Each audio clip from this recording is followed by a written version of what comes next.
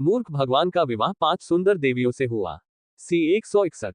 Pub future द्वारा विज्ञापन। हाँ, एलेक्स को थोड़ी बेचैनी महसूस हुई और वह सांस लेने की कोशिश करते हुए जोर से हौंफने लगा।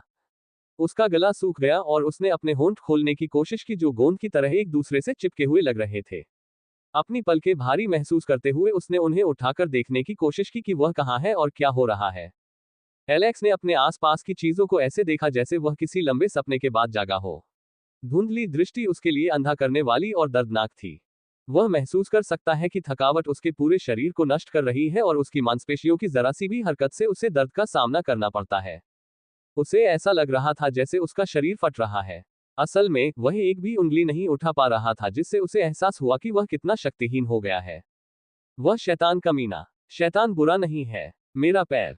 जब शैतान ने उसे काला जादू और निषिद्ध मंत्र सिखाए तो उसने स्पष्ट रूप से कहा कि इसके परिणाम बहुत अच्छे नहीं होंगे तथा इसका उस पर बुरा असर पड़ेगा। लेकिन दर्द बहुत ज्यादा था। उसने इस बारे में झूठ बोला। पब फ्यूचर द्वारा विज्ञापन। मुझे उस पर विश्वास नहीं करना चाहिए। उसके बारे में पौराणिक वर्णन सच था, एलेक्स ने बड़बड़ाते हुए कहा। उसकी दृष्टि अभी भी धुंधली थी जिससे उसे अपने आसपास की चीजें देखने में कठिनाई हो रही थी। सिस्टम, मेरा शरीर इतनी दयनीय स्थिति में क्यों है? चूंकि मुझे देवी का आशीर्वाद प्राप्त है और मेरे ठीक होने की दर अधिक है, तो क्या मेरा शरीर अब तक ठीक नहीं होना चाहिए? मेजबान, आशीर्वाद अभी के लिए रोक दिए गए हैं। आपके शरीर में अभी भी राक्षसी ऊर्जा है। अगर आशीर्वाद अभी काम करना शुरू कर दिया तो यह आपको लाभ पहुंचाने के बजाय और अधिक नुकसान पहुंचाएगा। अच्छा ऐसा है, फिर मुझे कुछ दिनों तक मरीज की तरह बिस्तर पर पड़े रहना पड़ेगा। ऐसा लगता है कि मेजबान, आपको इस बार आराम करने के इस अवसर का आनंद लेना चाहिए। इसके अलावा, जब आपकी पत्नियां आपके साथ हैं तो ऐसा लगता है कि आपने जो जोखिम उठाया है, उससे आपको बहुत लाभ होगा। इससे तुम्हारा क्या मतलब है? एलेक्स ने पूछा लेकिन उसे कोई जवाब नहीं मिला। कुछ देर लेटने के बाद उसकी दृष्टि ठीक होने लगी और उसकी नजर साफ होने लगी। हालांकि उसका ध्यान अभी भी धुंधला था, लेकिन कुछ न होने से तो ये बेहतर ही था। जिस तरह से चीजें चल रही थीं, एलेक्स ने एक पल के लिए ये भी सोचा कि शैतानी आंख के लगातार उपयोग से एक दिन उसकी दृष्टि अंधी हो सकती है, इसलिए उसे भविष्य में सावधान रहने की जरूरत है। एलेक्स ने बस अपनी आंखें बंद कर ली, वह चाहता था कि उसका सिर खाली हो जाए। कभी कभी आराम करना कोई बुरी बात नहीं थी। उसे अभी भी पूरे शरीर में थकावट महसूस होती है। एलेक्स को पता नहीं था कि कितना समय बीत गया था, लेकिन जैसे ही उसने नर्म नाजुक स्पर्श महसूस किया, वह जाग गया। एलेक्स की भौहें सिकुड़ गईं और इससे पहले कि वह अपनी आंखें खोल पाता, उसके पूरे शरीर में सिहरन दौड़ गई क्योंकि उसने अपने शरीर पर किसी हाथ का कोमल स्पर्श महसूस किया। पब फ्यूचर द्वारा विज्ञापन। एलेक्स ने झांककर देखा कि रिया उसके ऊपरी कपड़ों के बटन खोल रही है। रिया, तुम क्या कर रही हो? एलेक्स ने पूरे शरीर पर पसीने के साथ मन ही मन बुदबुदाया। एलेक्स की इस बात से बेखबर रिया एक गाना गुनगुनाते हुए अपना काम करती रही। मेरे कपड़े उतारते समय वह इतनी खुश क्यों है? नहीं, मुझे मत बताओ कि रिया फायदा उठाने वाली है। नहीं, मेरी प्यारी मासूम रिया ऐसी लड़की नहीं है। एलेक्स के विचार बेकाबू हो गए, जबकि रिया ने एलेक्स के कपड़े लगभग उतार दिए थे और उसकी पैंट भी वहीं छोड़ दी थी। लेकिन एलेक्स के विचारों के विपरीत, रिया ने पानी में भिगोया हुआ तौलिया निकाला और एलेक्स के शरीर को पोंछना शुरू कर दिया। रिया को कड़ी मेहनत करते देख एलेक्स ने राहत की सांस ली। सुबकी सुबकी, रिया तुम सबसे अच्छी हो। एलेक्स ने अंगूठा दिखाया, हालांकि शर्म के कारण उसका चेहरा लाल हो गया। क्लिक करें। एलेक्स ने दरवाजा खुलने की तेज धातु जैसी आवाज सुनी। उसने अपनी पलकें खोलकर देखा कि कैथरीन हाथ में कटोरा लेकर उसकी ओर आ रही है। पब फ्यूचर द्वारा विज्ञापन। वह यहाँ क्या कर रही है? रिया, मुझे कपड़े पहनाओ। कैथरीन की नजर महसूस करने के बाद एलेक्स चिल्लाना चाहता था। इसके अलावा कैथरीन के हाथ में सूप का कटोरा और रिया का व्यवहार देखकर उसे लगा जैसे इन दोनों ने पहले ही एमिडोन को अपना खेल का मैदान बना लिया है। क्या उन्होंने पहले ही मामले को सुलझा लिया है? कैथरीन, मुझे बताओ, क्या हमारे पति का शरीर सबसे अच्छा नहीं है? रिया ने एलेक्स के शरीर को देखते हुए एक चुलबुले स्वर में कहा। कैथरीन ने रिया की बातें सुनकर उसे घूर कर देखा, हालांकि उसके कानों पर लाल रंग देखा जा सकता था और एलेक्स की ओर देखते हुए उसके चेहरे पर हल्की लाली थी। रिया, अपनी चाल बंद करो। जल्दी से उसे कपड़े पहनाओ, नहीं तो उसे सर्दी लग जाएगी। कैथरीन ने ठंडे स्वर में कहा। हमारे पास एक बहुत ही ईश्वरीय पति है और तुम सब लड़कियों को इसकी कोई परवाह नहीं है। रिया ने मुंह बनाते हुए धीरे से कहा। तुमने क्या कहा? कैथरीन ने तीखी नजर से पूछा। कुछ नहीं। रिया ने एलेक्स को कपड़े पहनाए और कैथरीन एक सीट खींचकर एलेक्स के बगल में बैठ गई। एलेक्स के चेहरे को देखकर उसकी भौहें तन गईं जो टमाटर की तरह लाल हो गया था। रिया, देखो, तुम्हारी लापरवाही की वजह से एलेक्स को बुखार हो गया है। बुखार की वजह से उसका चेहरा लाल हो गया है। कैथरीन ने शिकायत करते हुए एलेक्स के माथे पर हाथ रखा और अपनी भौहें ऊपर उठाई। मुझे क्या देखने दोगे? रिया घबराई हुई मुद्रा में बोली। नहीं, मुझे उसका ख्याल रखने दो। तुम जाओ और उन मूर्खों पर नजर रखो। कैथरीन बोली और रिया को कमरे से बाहर धकेल दिया। कैथरीन ने एलेक्स की ओर देखा जो गहरी नींद में लग रहा था और उसे ध्यान से देखा। मुझे नहीं पता कि मुझे हमेशा आपके आसपास ऐसा अपनापन क्यों महसूस होता है, जैसे कि हम पहले भी मिल चुके हैं और एक दूसरे को बहुत अच्छी तरह से जानते हैं। कैथरीन ने एक चम्मच सूप लेते हुए और उसे थोड़ा ठंडा करने के लिए हवा उड़ाते हुए कहा। मैंने दूसरों से आपके कामों के बारे में सुना है। उन्होंने ये भी बताया कि आप मुझे बचाने के लिए कैसे दौड़े चले आए। ईमानदारी से कहूं तो मुझे उनकी बातों पर यकीन नहीं हुआ, लेकिन उस दिन तुम्हें देखने के बाद मैं कह सकता हूं कि तुम बहुत काबिल इंसान हो। कैथरीन ने सूप का चम्मच ठंडा करने के बाद उसे एलेक्स के होठों के पास लाया और कहा, पहले तुम एक मूर्ख थे और मैंने नेवन को राइट को मजबूत करने और इसे उच्च स्तर पर ले जाने के अवसर के रूप में सोचा था। लेकिन अब जब तुम ठीक हो गए हो तो मुझे नहीं पता कि चीजों को कैसे संभालना है। तो मेरे पति एलेक्स, चूंकि आप पहले से ही जाग चुके हैं, तो आप मेरे कुछ सवालों का जवाब क्यों नहीं देते? कैथरीन ने एलेक्स को चौंकाते हुए मुस्कुराहट के साथ कहा। प्रायोजित सामग्री। 6 दिन में पेट का लटकना दूर हो जाता है। यहाँ पढ़ें। कोलकाता की 19 वर्षीय युवती ने बताया कि वह प्रतिदिन 2,90,000 रुपए कैसे कमाती है। पब फ्यूचर द्वारा विज्ञापन। संपर्क टॉस साइट मैप दान करें मेनू दिखाओ। उपन्यास ऑनलाइन पूरा पढ़ें। उपन्यास बिन। उपन्यास मूर्ख भगवान का विवाह 5 सुंदर देवियों से हुआ। अध्याय 162। मूर्ख भगवान का विवाह 5 सुंदर देवियों से हुआ।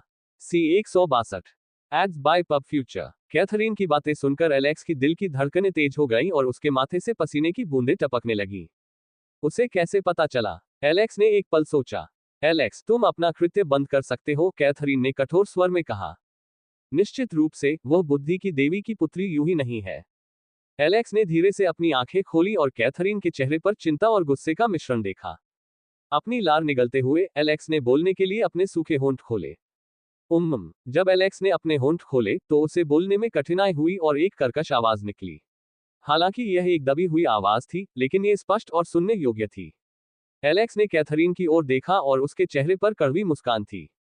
मैं अभी जागा हूं जब रिया ने मुझे साफ करना शुरू किया, एलेक्स ने बड़बड़ाया और इससे पहले कि वह कुछ और कह पाता, कैथरीन ने चम्मच उसके मुंह में ठूंस दिया। गल्प। एलेक्स ने एक घूंट लिया और महसूस किया कि उसका सूखा गला फिर से ताजा हो गया है, हालांकि अभी भी जलन हो रही थी। तो क्या आप चुपके से सुन रहे थे? कैथरीन ने अपनी भौहें उठाते हुए पूछा। एलेक्स ने सिर हिलाकर मना करने की कोशिश की। मैं कसम खाता हूं, मैंने कुछ नहीं सुना। मैं आज ही उठा हूं। वैसे तुम्हें कैसे पता चला कि मैं पहले से ही जाग चुका हूं? एलेक्स ने पूछा। जब मैंने आपके सिर को छुआ तो आपकी भौहें सिकुड़ गईं और चेहरे का भाव थोड़ा बदल गया और चूंकि आपको बुखार नहीं था, इसलिए मैंने यह अनुमान लगा लिया। तो कितने दिनों से इस तरह का नाटक करने की सोच रही हो? कैथरीन ने पूछा। एलेक्स एक पल के लिए कैथरीन के चेहरे को देखता रहा। उसकी आंखों में तरह तरह की भावनाएं चमक उठी। उसका चेहरा कुछ अंतर को छोड़कर लगभग एवा जैसा ही था। मुझे नहीं पता, मैं अभी अपना शरीर नहीं हिला सकता। मुझे ठीक होने में थोड़ा समय लगेगा। जहां तक मुझे पता है, तुम्हें शुरू हुए 1 साल भी नहीं हुआ है और तुम पहले ही मास्टर रैंक तक पहुंच चुके हो, लेकिन फिर भी यह इतने सारे दुश्मनों को खत्म करने के लिए पर्याप्त नहीं था। रिया की कहानी सुनने के बाद मुझे यकीन है कि आखिरी हमला जिसने पूरे अमीडोन को हिलाकर रख दिया था, वह तुम्हारा ही था। और कोई भी मास्टर रैंक ऐसा नहीं कर सकता। Ads by pub future. तो आपने अपनी ताकत बढ़ाने के लिए कुछ का उपयोग किया होगा और अब आप इसके कारण प्रतिक्रिया का सामना कर रहे हैं, कैथरीन ने स्थिति को समझने की कोशिश करते हुए कहा। एलेक्स, इन सब के लिए शुक्रिया। मैं आपकी मदद के लिए आभारी हूं। आपके बिना राइट को एमिडोन ने धूल में मिला दिया होता। कैथरीन ने अपना आभार व्यक्त करते हुए कहा। कोई बात नहीं, यह मेरा काम है। एलेक्स बोला। अब मुझे वर्तमान स्थिति के बारे में बताओ। कैथरीन ने सिर हिलाया और एलेक्स को समझाया। रिया की मदद से कैथरीन ने सबसे पहले कुलीनों का ध्यान रखा और उन्हें बुरे और अच्छे में विभाजित किया। यद्यपि उनमें से अधिकांश भ्रष्ट और बुरे थे, फिर भी कुछ लोग थे जो एंगस के अत्याचार को नापसंद करते थे और उसके खिलाफ आवाज उठाते थे, लेकिन उन सभी को एंगस द्वारा दबा दिया गया। मोर्डेक ने बेन के साथ मिलकर पहले से ही उन विद्रोहियों से सख्ती से निपट लिया था जो सार्वजनिक अशांति पैदा करने की कोशिश करते थे। फिर भी एलेक्स, तुमने एंगस को न मारकर अच्छा काम किया। अगर तुमने उसे मार दिया होता तो हम मुसीबत में पड़ जाते। हम? क्यों? एलेक्स ने आश्चर्य से पूछा। किनले में एक नियम है। हालांकि हम दूसरे राज्यों के खिलाफ युद्ध कर सकते हैं और क्षेत्रों के लिए लड़ सकते हैं, लेकिन हम एक बार में पूरे पड़ोसी राज्य पर विजय प्राप्त नहीं कर सकते और साम्राज्य की सहमति के बिना पड़ोसी राज्य के राजा को मारना पाप माना जा सकता है। क्या अमिडोन ने इसे पहले शुरू नहीं किया था? एलेक्स ने पूछा। क्या तुमने नहीं देखा कि अमिडोन ने मुझे बंधक बना लिया था और मेरे एक धोखेबाज को सिंहासन पर बिठा दिया था? इसकी योजना धीरे धीरे और लगातार पूरे राइट को ध्वस्त करने और इसे धीरे धीरे एमिडोन के साथ एकीकृत करने की थी।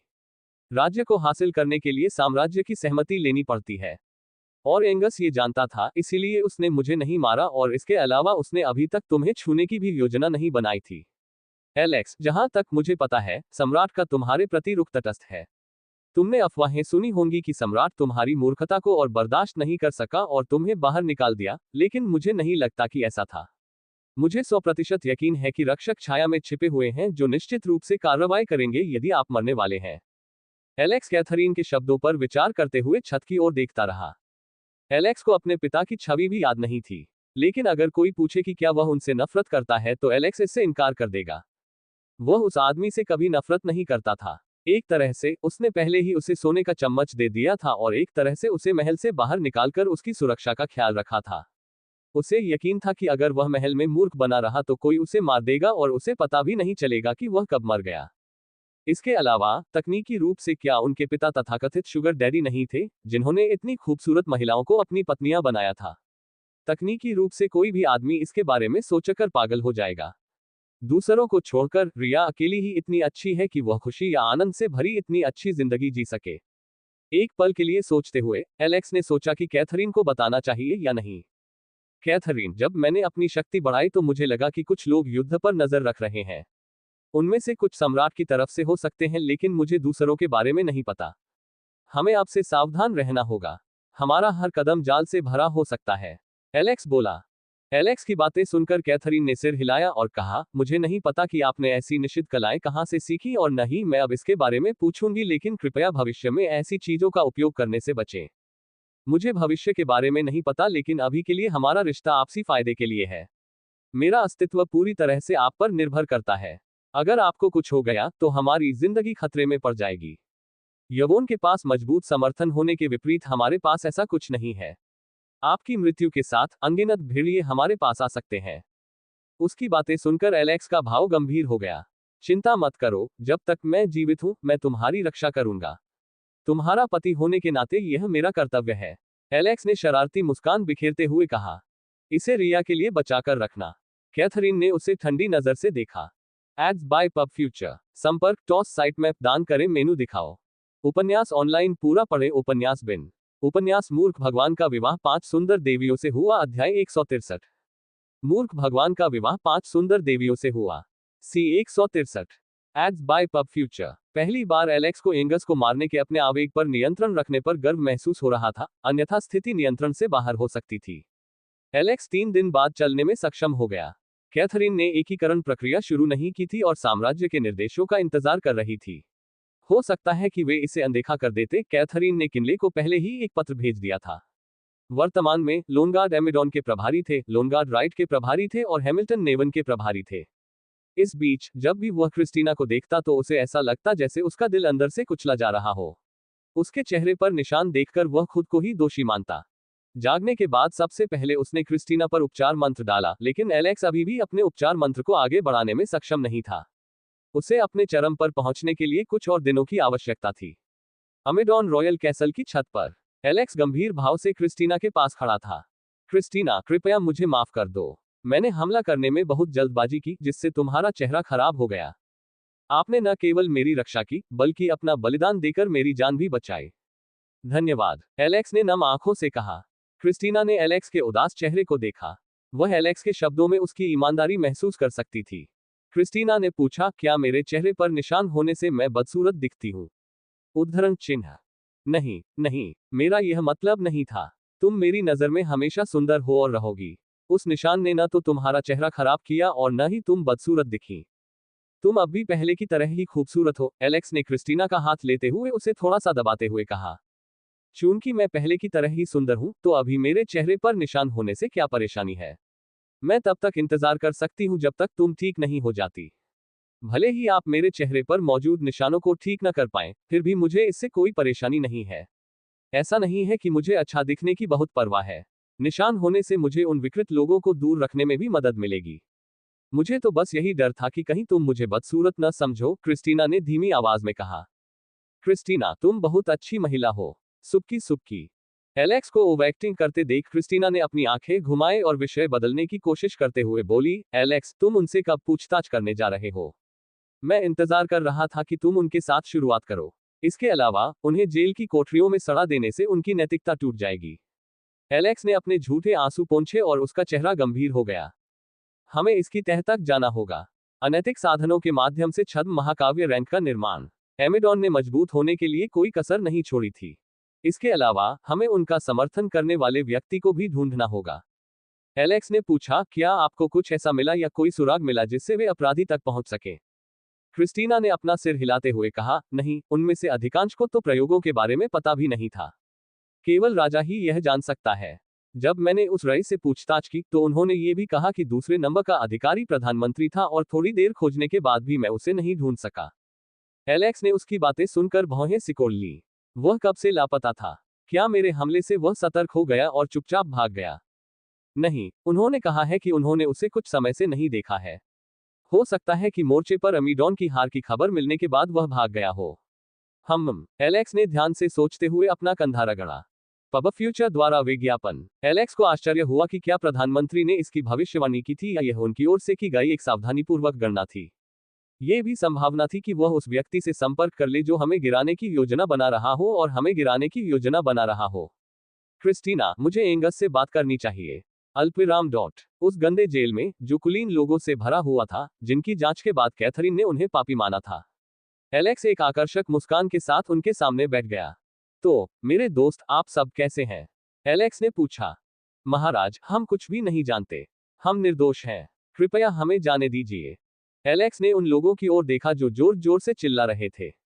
मैं तुम्हें एक मौका दूंगा। अपने जीवन में तुमने जो भी गलत काम किए हैं, उन्हें उगल दो। चाहे वह ठगी हो, गुलामों की हत्या हो, ड्रग्स का व्यापार हो या कोई और गंदा काम हो।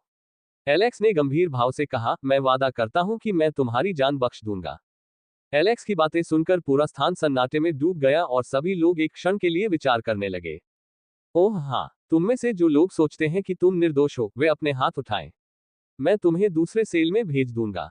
हमें अच्छे और सभ्य लोगों को गंदे कमीनों के साथ नहीं रखना चाहिए, है ना? एलेक्स मुस्कुराया।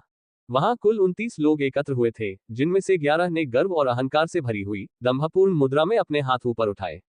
एलेक्स ने कुछ और नहीं कहा और गार्डों से उन्हें वहां से ले जाने को कहा, साथ ही बेन से उन चीजों को नोट करने को कहा जिन्हें एलेक्स ने उस कमरे में हिलाया था जहां ये 11 लोग खड़े थे। देखिए, मैंने आपको खुद को सुधारने का एक मौका दिया था, लेकिन आप अभी भी सोच रहे हैं कि आप अपनी बेगुनाही का दावा करने की स्थिति में हैं। हा हा हा हा, क्या मजाक है? एलेक्स ने हंसते हुए कहा। एलेक्स की बातें सुनकर रईसों ने नाराजगी जताई और विनती की। महाराज, हमें फंसाया जा रहा है। एक दयालु राजा को हमारी दलीलों को अनदेखा नहीं करना चाहिए। कृपया हम जैसे बेचारे लोगों पर दया करें। मुझे ये याद दिलाने के लिए धन्यवाद कि मैं एक दयालु शासक हूं, एलेक्स ने तलवार निकालते हुए कहा। एलेक्स की निगाहें देखकर रईस पीछे हट गए। एलेक्स ने तलवार फर्श पर फेंक दी और अपनी उंगली उठाकर कहा, मैं एक जान बख्श दूंगा। ये सबसे योग्य व्यक्ति की उत्तरजीविता है। मेरे लौटने के बाद जो दूसरों को मारकर बच सकता है, वही जीवित रहेगा। और हाँ, जब तक मैं वापस आऊंगा, अगर एक से ज्यादा लोग जिंदा होंगे, मैं सबको मार डालूंगा। एलेक्स ने चेहरे पर बड़ी मुस्कान के साथ कहा और बाहर चला गया। अल्पविराम डॉट। जेल के कोने में खून से सना एक कोठरी थी जिसके अंदर एक आदमी जंजीरों से बंधा हुआ था और उसे दीवारों पर पिन किया गया था। एलेक्स ने उस आदमी को देखा जो कुछ ही दिनों में बहुत बूढ़ा हो गया था। वह थका हुआ लग रहा था और उसका चेहरा कागज के पन्ने की तरह पीला पड़ गया था। एलेक्स के पीछे खड़े सैनिकों ने एक कुर्सी डाली और उसका संकेत मिलते ही बाहर पहरा देने चले गए। क्या मुझे बस आत्ममंथन करना चाहिए और सारी चीजें खत्म कर देनी चाहिए? एलेक्स ने सोचा, लेकिन उसने अपना सिर हिला दिया। आत्मा की खोज उसके मस्तिष्क सर्किट को नष्ट कर सकती है और कुछ गलत हो सकता है अगर साम्राज्य ने एलेक्स से उसे जाने देने के लिए कहा। एलेक्स ने अपने पैर मोड़कर सीट पर बैठ गया और एंगस की ओर देखने लगा। अमीडोन के राजा, आप कैसे हैं? क्या तुम्हें अपने ही घर में कैद रहने का व्यवहार पसंद आया? एलेक्स ने एक भयावह मुस्कान के साथ कहा। एंगस ने एलेक्स की आवाज सुनी और उसकी ओर रक्त रंजित आंखों से देखा। ऐसा लग रहा था कि वह अपने गुस्से को अपनी समझदारी पर हावी न होने देने की पूरी कोशिश कर रहा था। वह जानता था कि भले ही वह बुरी स्थिति में था, लेकिन उसकी जान को कोई खतरा नहीं था। जब तक वह अपने आप पर नियंत्रण रखता, वह कम से कम यहां से जीवित बाहर निकल सकता था। मुझे इस तरह ताना मारने की कोई जरूरत नहीं है। मैं इस तरह के खेल को तुमसे बेहतर जानता हूं, बच्चे।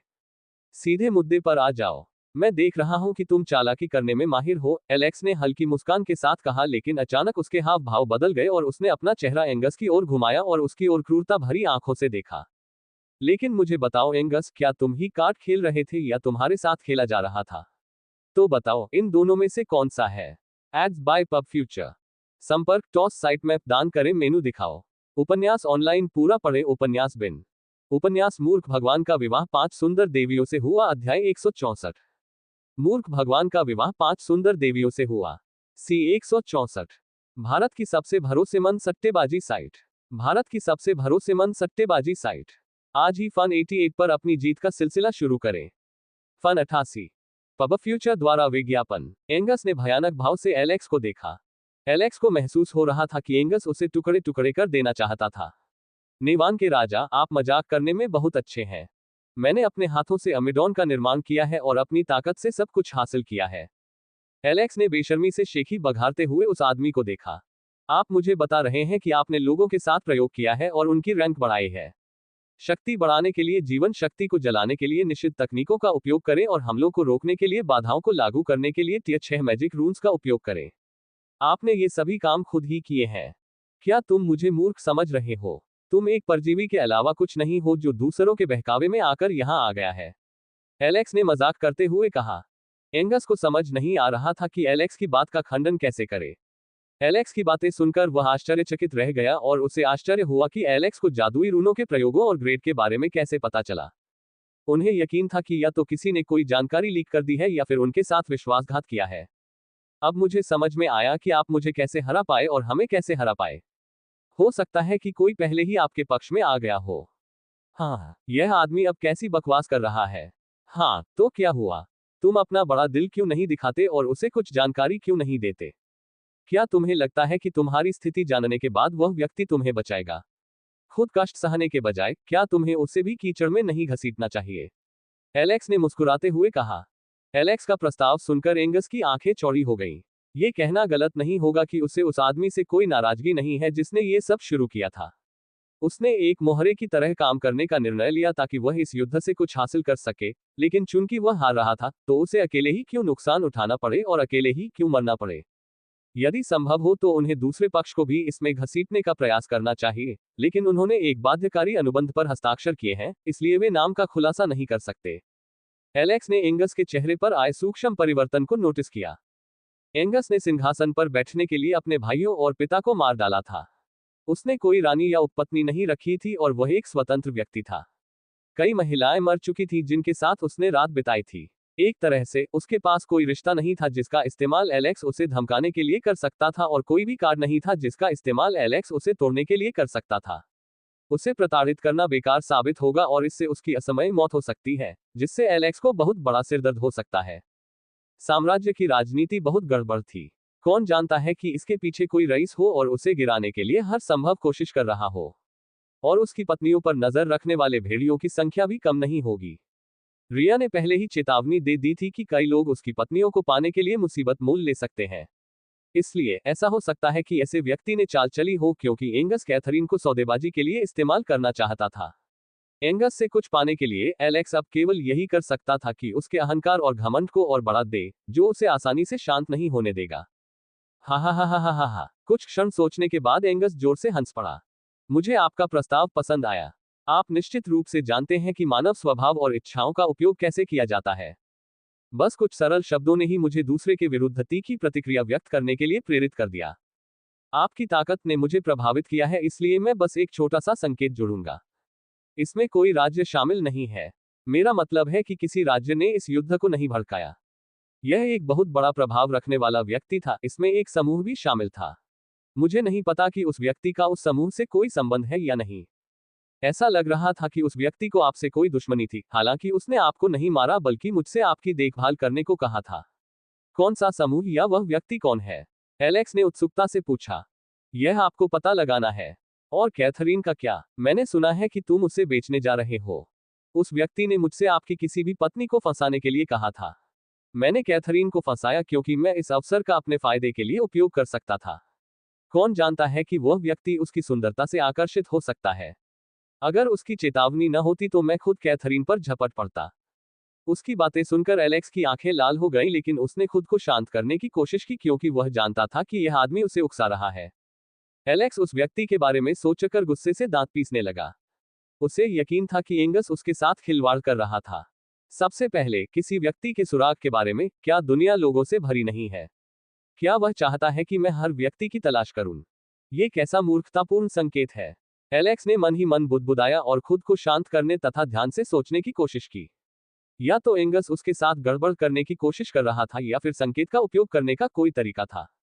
इससे पहले मुझे उस प्रयोग के बारे में बताओ जो तुम्हें एपिक रैंक बनाने में मदद करता है। क्या ये वही समूह था?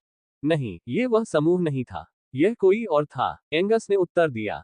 एलेक्स ने जब ये सुना तो उसकी आंखें क्रूरता से चमक उठी। उसे पहले से ही इसका संकेत मिल गया था।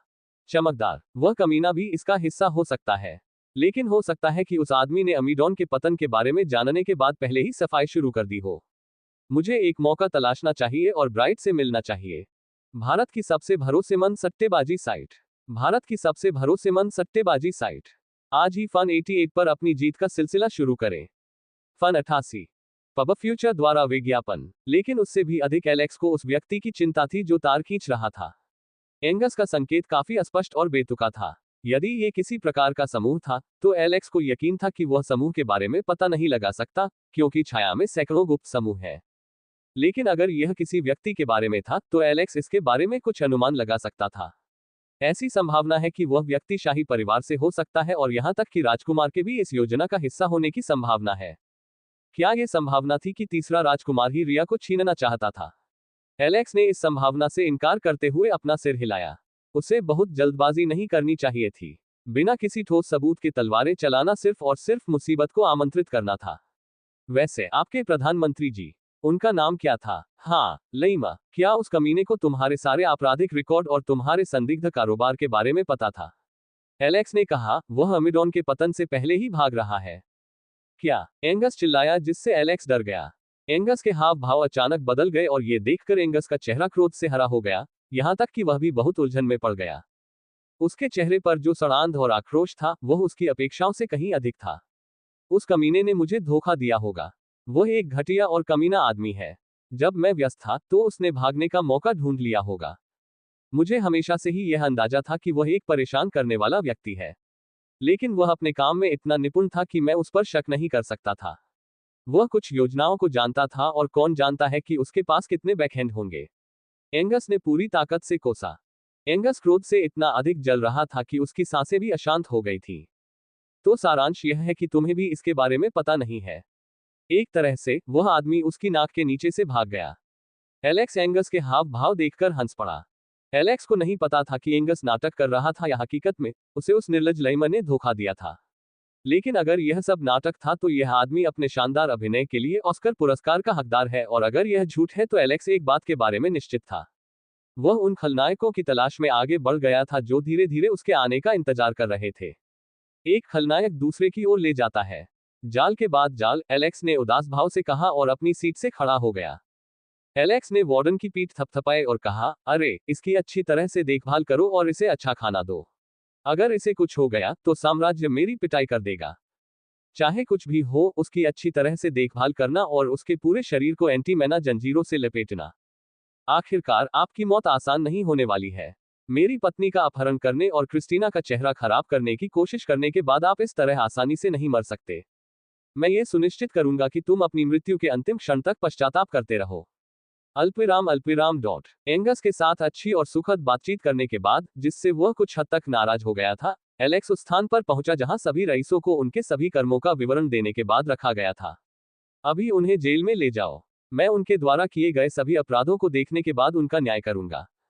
उन्हें आज्ञाकारी ढंग से जाते देख एलेक्स ने बुदबुदाया, बेन, अगर तुम उनमें से किसी को गुलामी करते या उसमें भाग लेते हुए पाओ या उन्होंने कोई जघन्य अपराध किया हो, बस उनसे छुटकारा पा लो। सिर हिलाया गया। बाकी लोगों का क्या हुआ? बेन ने पूछा। आइए उस व्यक्ति पर नजर डालें जो जीवित रहने में सक्षम था। कमरे की रखवाली कर रहे सैनिकों ने दरवाजा खोला। जैसे ही एलेक्स ने उसके अंदर कदम रखा, मांस और खून की दुर्गंध ने उसके नथुनों पर हमला कर दिया। पूरा कमरा खून से रंग गया था। लाशें इधर उधर पड़ी थीं। उनमें से कुछ तो एक टुकड़े में भी नहीं थे और कुछ तो इतनी बुरी तरह विकृत हो चुके थे कि उन्हें पहचानना भी मुश्किल था। एलेक्स ने बगल की ओर देखा तो एक आदमी घावों से भरा हुआ कोने में आराम कर रहा था। उसका शरीर खून से लथपथ था, मानो वह खून के तालाब से निकल कर आया हो। मैंने वही किया जो तुमने कहा था। अब कृपया मुझे मेरी आजादी दो। मैं जीना चाहता हूँ, आदमी कांपती आवाज में बोला। बेन, उसका नाम क्या है? वह काउंट हेलिस है। काउंट हेलिक्स, जीने की आपकी इच्छा शक्ति कितनी जबरदस्त है, एलेक्स उसकी ओर चलते हुए बोला। तुम एक घटिया और घिनौने व्यक्ति हो जिसने अपने सहकर्मी को मार डाला। मैं तुमसे नफरत नहीं करता, बल्कि तुम्हारे जैसे गंदे कमीने के लिए मेरे मन में नरमी है। आखिरकार तुम ही तो वो लोग हो जो हमें अपने हाथ साफ रखने में मदद करते हो। एलेक्स की भयावह मुस्कान देखकर काउंट हेलिक्स की भौहें तन गईं और वह डर से कांपने लगा। वह पीछे हट गया और कोने की ओर रेंगने लगा। उसकी नजरों में एलेक्स एक राक्षस की तरह लग रहा था जो उसे बेरहमी से मारना चाहता था। महाराज, आप अपना वादा नहीं तोड़ सकते। आप मुझे नहीं मार सकते। आपने उस व्यक्ति को स्वतंत्रता देने का वादा किया था जो दूसरे को मार सकता है, हेलिक्स चिल्लाया। उसकी चीखें पूरे कमरे में गूंज उठी, यहां तक कि प्रवेश द्वार पर पहरा दे रहे सैनिकों के भी रोंगटे खड़े हो गए। मैं तुम्हें मार नहीं रहा हूं, बल्कि मैं तुम्हें एक उपहार दे रहा हूं। दास चिन्ह, अब से तुम्हारी आत्मा मेरी होगी। एलेक्स ने अपनी उंगली काटी और अपने खून से उस आदमी के सिर पर एक जादुई घेरा बना दिया। एलेक्स के क्रूर व्यवहार को देखकर बेन ने अपना सिर हिलाया और धीरे से बोला, बैंडिट किंग की जय हो। खेले और जीते एकदम नया आईफोन 16 प्रो मैक्स। खेले और जीते एकदम नया आईफोन 16 प्रो मैक्स। आज ही फन 88 पर अपनी जीत का सिलसिला शुरू करें। फन 88 पब फ्यूचर द्वारा विज्ञापन। संपर्क टॉस साइट मैप दान करें मेनू दिखाओ। उपन्यास ऑनलाइन पूरा पढ़े। उपन्यास बिन। उपन्यास मूर्ख भगवान का विवाह 5 सुंदर देवियों से हुआ। अध्याय 165। मूर्ख भगवान का विवाह 5 सुंदर देवियों से हुआ। C 165। Ads by pub future. जबकि एलेक्स जेल में परोपकार का सही अर्थ दिखाते हुए चीजों की देखरेख कर रहा था, दीवारों पर निगरानी रखने के लिए तैनात सैनिक अचानक एक अवांछित आगंतुक को अपनी ओर आते देखकर चौंक गए। उस स्थान पर पहरा दे रहे सैनिकों के चेहरे पर अचानक भाव बदल गए। सैनिकों में से एक ने तेजी से चिल्लाकर जनरल मोरदेक को सूचित किया, जबकि वे लड़ाई के लिए तैयार हो गए और अपनी स्थिति संभाल ली। शहर की दीवार से दूर नीले आकाश और सूरज की चमकती किरणों के नीचे असंख्य लंबी चांदी की झंडियां चमक रही थीं। झंडे हवा में अत्यधिक भव्यता के साथ लहरा रहे थे और ऐसा लग रहा था जैसे कोई सिल्वरफिश पागलों की तरह नाच रही हो। जमीन जोर से हिलने लगी और धरती गड़गड़ाने लगी, क्योंकि असंख्य घुड़सवार प्रकट हुए और घोड़ों की टापें लयबद्ध गति से जमीन पर टकराने लगी। चांदी के बख्तरबंद घुड़सवार ज्वार की लहर की तरह शहर की दीवार की ओर बढ़े। सैनिकों ने जो देखा उससे पता चला कि लगभग 1000 सैनिक थे और लगभग 400 घुड़सवार सेना के सामने की पंक्ति में खड़े थे तथा बीच में एक गाड़ी की रखवाली कर रहे थे। वे पूरी तरह प्रशिक्षित थे और उनकी मार्चिंग भी बेहतरीन तरीके से आयोजित की गई थी। ऐसा लग रहा था मानो ये 1000 सैनिक अकेले ही दुश्मनों की संख्या से 5 गुना ज्यादा का सामना कर सकते हैं। सैनिकों को पसीना आने लगा क्योंकि शहर की दीवारें पहले ही टूट चुकी थीं, जो रक्षात्मक दृष्टिकोण से काफी नुकसानदेह था। इसके अलावा ये लोग बिना किसी खबर के सीमाओं को पार कर राजधानी तक पहुंचने में सफल रहे, जिससे वे भयभीत हो गए। अपने वरिष्ठ के आदेश के तहत तीरंदाजों ने अपने धनुषों को घुड़सवार सेना की आने वाली लहरों की ओर तान दिया। वे असमंजस में थे कि क्या करें, तभी एक जोरदार चीख उनके कानों में पड़ी। मूर्ख, अपने हथियार गिरा दो, उन पर हमला मत करो। आगे की ओर खड़े हो जाओ और उन्हें सलाम करो। मोरदेक वहां आया और जोर जोर से चिल्लाने लगा। उसकी छाती ऊपर नीचे हो रही थी और वह गालियां बकने लगा। झंडा किनले साम्राज्य का है और वे किनले के सैनिक हैं। उनके प्रति किसी भी तरह का अनादर करना साम्राज्य के अधिकार को चुनौती देने जैसा है। मोरदेक के कार्यों ने उन्हें उनके विचारों से बाहर निकाल दिया और उन्होंने भयभीत होकर तुरंत अपने हथियार गिरा दिए। उनके हाथ यह सोचकर कांपने लगे कि यदि उन्होंने धनुष खींच लिया होता तो क्या होता। मोरदेक ने अपने माथे से पसीना पोंछा और सामने आया। घुड़सवार सेना ने अपना मार्च रोक दिया और एक आदमी समूह से बाहर चला गया। डरो मत, हम यहाँ युद्ध के लिए नहीं आए हैं। मैं जोश हूँ, किनले साम्राज्य द्वारा भेजा गया दूत। मैं साम्राज्य का फरमान लेकर आया हूँ, जोश चिल्लाया। मोरदेक के पीछे पीछे सैनिकों ने सिर झुकाकर उन्हें सलामी दी। सर जोश, मैं जनरल मोरदेक हूँ। आपसे मिलकर खुशी हुई। Ads by pub future. Sir Josh, मैं आपको राजा के पास ले जाऊंगा। कृपया मेरे पीछे आइए, मोरदेक ने सम्मानपूर्वक कहा। जोश ने सिर हिलाया और लोगों से अपने पीछे चलने को कहा। मोरदेक, जो उनका नेतृत्व करने जा रहा था, आश्चर्यचकित भाव से पीछे देखा। एक बड़ी गाड़ी को 5 घोड़े एक साथ खींच रहे थे, धीरे धीरे उसे खींचकर भीड़ से अलग किया जा रहा था। गाड़ी बहुत बड़ी थी और 10 मीटर लंबी थी और उसे लकड़ी के बड़े बड़े पहियों पर टिकाया गया था। गाड़ी को खूबसूरती से सजाया गया था और उस पर तरह तरह के फूलों के पैटर्न उकेरे गए थे, जिससे वह लड़कियों जैसी लग रही थी। सबसे ज्यादा चौंकाने वाली बात थी चमकदार बख्तरबंद शूरवीर, जिसकी ताकत काफी भयावह थी। पौराणिक रैंक संरक्षक। इसे देखकर मोरदेक की सांसें एक पल के लिए रुक गईं, और यदि उसका अनुमान सही था तो निश्चित रूप से इसमें उच्च वर्गीय समाज का कोई सदस्य मौजूद होगा। लेकिन समस्या ये थी कि वह नहीं जानता था कि ये दुश्मन है या दोस्त, जिससे वह भयभीत था। बस एक गलत कदम और सब कुछ खत्म हो सकता है। मोरदेक ने बहुत देर तक उसे घूरकर नहीं देखा, अन्यथा उसका सिर कहीं और झुक जाता और वह अमेडोन की ओर अपना मार्च पुनः शुरू कर देता।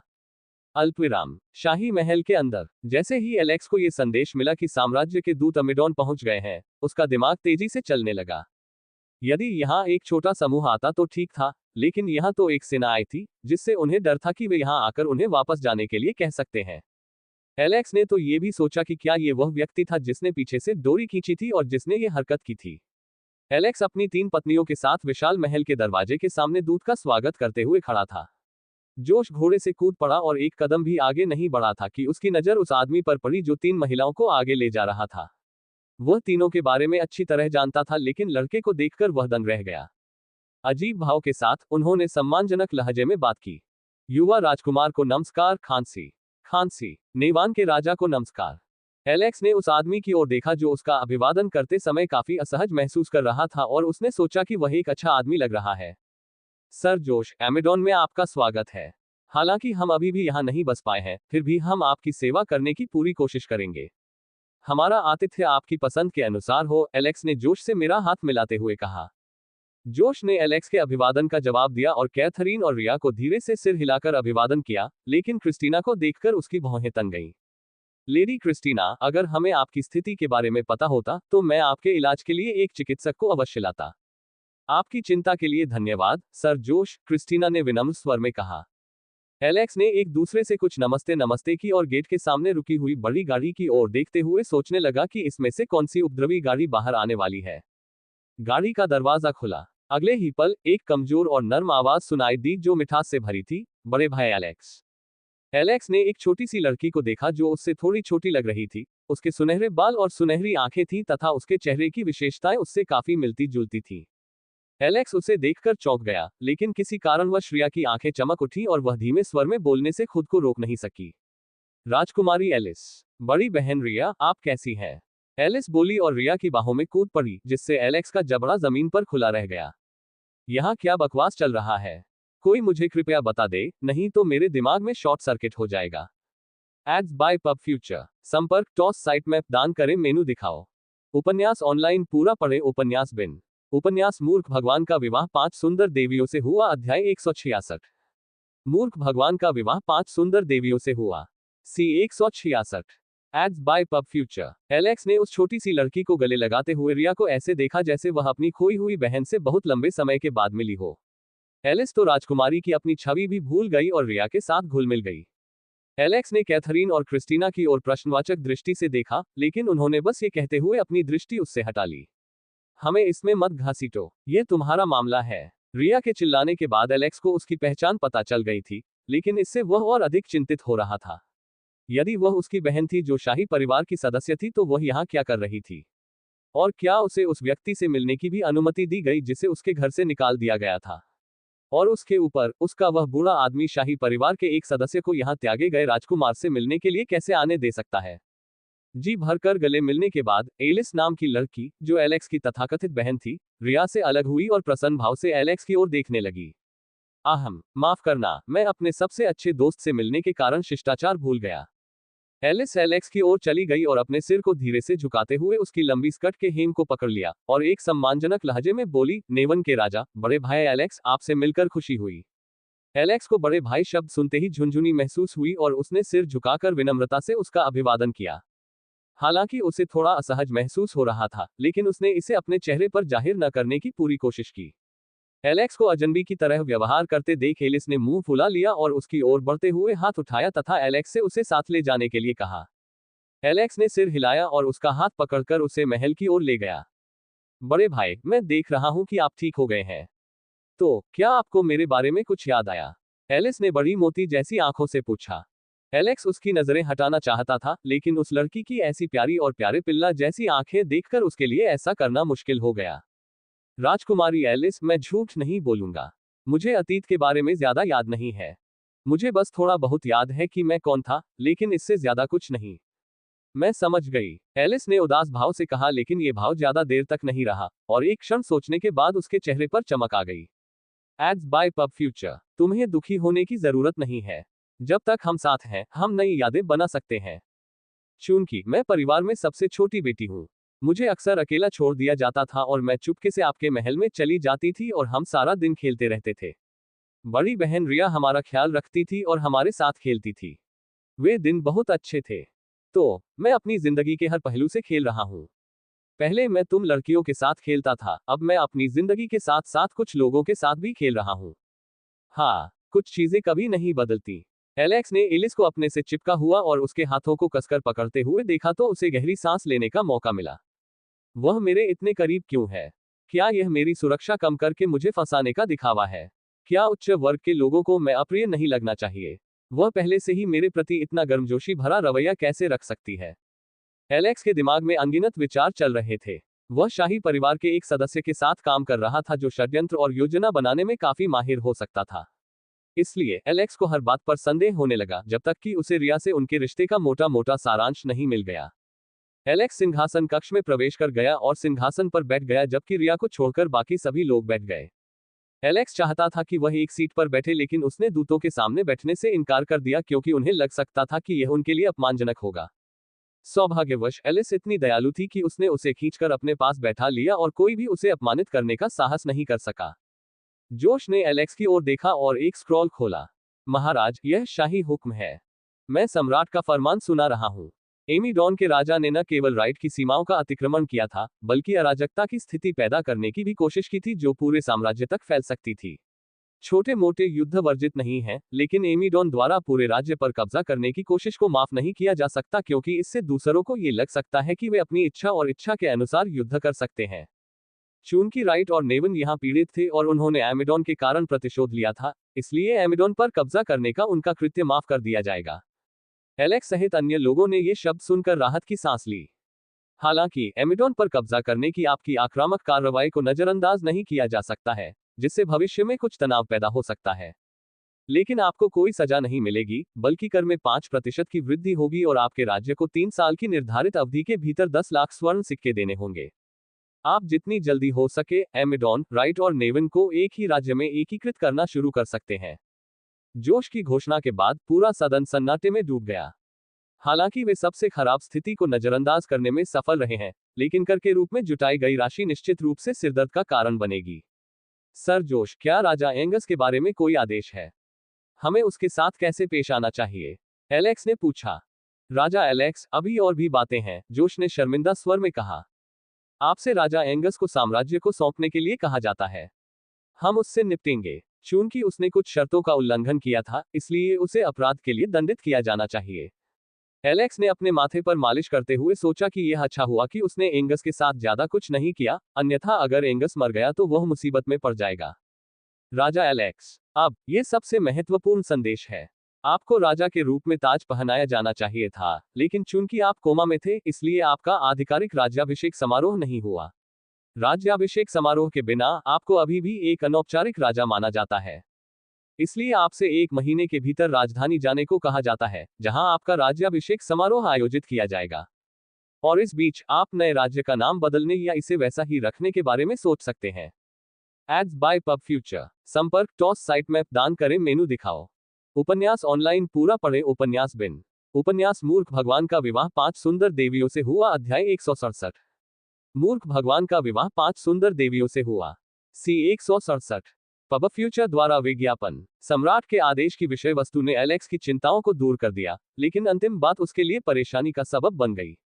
जब भी किसी राज्य में नया राजा पदभार ग्रहण करता है तो साम्राज्य से एक राज्याभिषेक सेना भेजी जाती है जो राजा का राज्याभिषेक करती है। लेकिन उनके मामले में उन्हें सीधे साम्राज्य में बुलाया गया था। क्या जेनिथ में प्रवेश करना किले की राजधानी है चारों ओर से मार खाने के समान नहीं है। ये केवल उसकी ताकत की बात नहीं थी, उसे दूसरों को भी मजबूत बनाने की जरूरत थी। इस बीच हालांकि एलेक्स इन अवांछित मेहमानों की उपस्थिति में पूरी तरह से ठीक हो गया था, एलेक्स क्रिस्टीना को ठीक करने में सक्षम नहीं था और केवल उसे पीड़ा दे सकता था। उच्च स्तरीय उपचार मंत्र का प्रयोग करने से बहुत अधिक संदेह उत्पन्न हो सकता है, तथा उसे नहीं पता था कि ये उसके मित्र होंगे या शत्रु। यद्यपि जोश सतह पर दोस्ताना दिखता था, लेकिन कौन जानता है कि वह विश्वासघाती निकला या नहीं। अल्पविराम ... रिया एलिस के साथ व्यस्त थी क्योंकि उसने रिया से उन चीजों के बारे में बताने के लिए कहा जो जेनिथ को छोड़ने के बाद हुई थी और वह एलेक्स से विदा होने के बाद की कहानियां सुनना चाहती थी। क्रिस्टीना मोडेक के साथ सेना के विभाजन के बारे में सोचने में व्यस्त थी, जबकि कैथरीन एलेक्स के साथ बातचीत करने गई थी। जब राजनीतिक चर्चा की बात आती थी तो एलेक्स को कैथरीन बहुत पसंद आती थी। और दो सिर होना बेहतर है और कैथरीन ही वह थी जो उसकी अनुपस्थिति में राज्य को संभालने वाली थी। कैथरीन, मुझे बताओ कि तुम इस स्थिति के बारे में क्या सोचती हो? एलेक्स ने पूछा। सब कुछ इतना सुचारू रूप से चल रहा है कि यह काफी अस्वाभाविक लगता है, कैथरीन ने एलेक्स को गंभीर भाव से देखते हुए उत्तर दिया। मैं राजकुमारी एलिस के बारे में चिंतित हूँ। वह ऊपर से थोड़ी चंचल और अपरिपक्व लगती है, लेकिन वह जानती है कि परिस्थिति के अनुसार कैसे कार्य करना है। एलेक्स ने अपनी ठुड्डी रगड़ते हुए कहा। और उसके संरक्षकों की शक्ति ने मुझे चिंतित कर दिया। अगर इस बार कुछ बुरा हुआ तो हम शक्तिहीन होकर मर जाएंगे। तुम उसके बारे में कितना जानते हो? एलेक्स ने पूछा। कैथरीन ने सोफे पर पीठ के बल लेटकर अपना गाल हथेली पर टिका लिया और एलिस के जीवन के छोटे छोटे पहलुओं को याद करने लगी। एलेक्स, क्या तुम्हें वह दिन याद है जब हम एक दूसरे से रीति रिवाज से बंधे थे? मेरा मतलब है वह दिन जब हमारी शादी हुई थी। एलेक्स ने अपना सिर हिलाया। उसे अपनी पत्नियों या परिवार के किसी भी सदस्य का चेहरा याद नहीं था और वह उससे घटना के बारे में पूछ रही थी। एलेक्स, यह अनुष्ठान चर्च में हुआ और पोप ने स्वयं इसका संचालन किया। इस अनुष्ठान में आपकी ओर से सम्राट के साथ केवल एलिस और पहली राजकुमारी ही उपस्थित थी। एलेक्स ने प्रथम राजकुमारी के बारे में सुनकर अपनी भौहें उठाईं और सोचा कि अब उसका उसके साथ कैसा रिश्ता था। मुझे उम्मीद है कि हमारे बीच कोई दुश्मनी नहीं है, लेकिन उन्हें इस बात पर आश्चर्य हुआ कि उनका कोई भी भाई घटनास्थल पर मौजूद नहीं था। मैंने रिया से सुना है कि एलिस आपके साथ बहुत अच्छा व्यवहार करती है और आपकी बहुत परवाह करती है। हालांकि मुझे प्रथम राजकुमारी के बारे में ज्यादा जानकारी नहीं थी, जिसका व्यक्तित्व अलग और ठंडा था। एलेक्स ने सिर हिलाया और कैथरीन की बातों पर विचार करते हुए उन्हें सुनना जारी रखा। मुझे पता है कि तुम उससे थक चुके हो, लेकिन फिर भी कम से कम तुम्हें उसके साथ अपने रिश्ते को बेहतर बनाने की पूरी कोशिश करनी चाहिए। और उसके ऊपर कम से कम तुम अपनी दुश्मनी को छिपाने की कोशिश तो करो। राजकुमारी एलिस आपके व्यवहार से दुखी हो सकती है। तुम्हें पहले से ही पता होना चाहिए कि खून पानी से गाढ़ा होता है। हमारे सभी हालात बहुत बुरे हो सकते हैं और हमें आपसे शादी करने के लिए मजबूर किया जा सकता है, लेकिन इसका मतलब यह नहीं है कि हम आपके साथ सहानुभूति नहीं रखते हैं।